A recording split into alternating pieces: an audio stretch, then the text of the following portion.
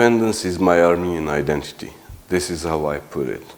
Because in Lebanon, where I was born, when they asked me, where are you from? I wouldn't say I was from Lebanon or I'm from Lebanon. I would say I'm Armenian. In the US, again, I felt more Armenian. In Canada, I was the principal of an Armenian school, and I was teaching about Armenianness, Armenian history, being Armenian, loving Armenia.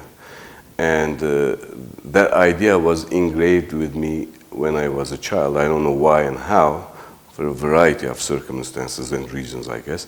So I said, the only way I can be a real Armenian is when I come and live in an independent country, which is Armenia in this case. So my way of existence as an Armenian is the independence of Armenia. For all Armenians, regardless of their place of residence, where they live or what they do, that doesn't matter. Independence is a value that we cannot forget or neglect, and a value that we have to cherish and we have to love and keep in our hearts, in our minds, in our way of living. Independence is what makes us a nation.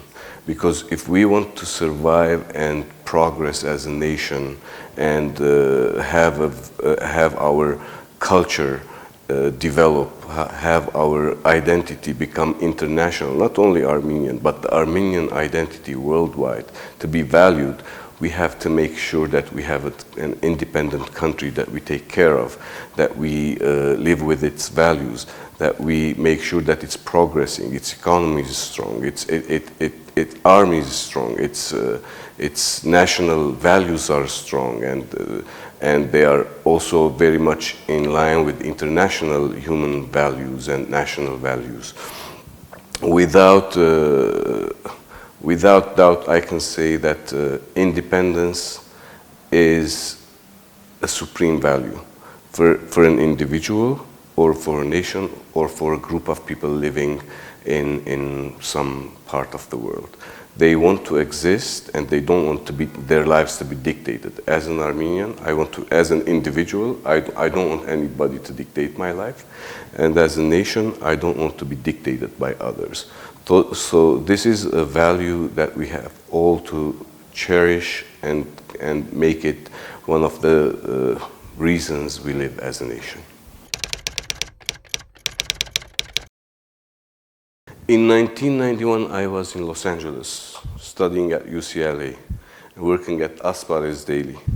And actually, I wasn't studying because of the issues that you mentioned, you know, the earthquake a couple of years ago, and the war in Rarapa, and the independence movement in Armenia.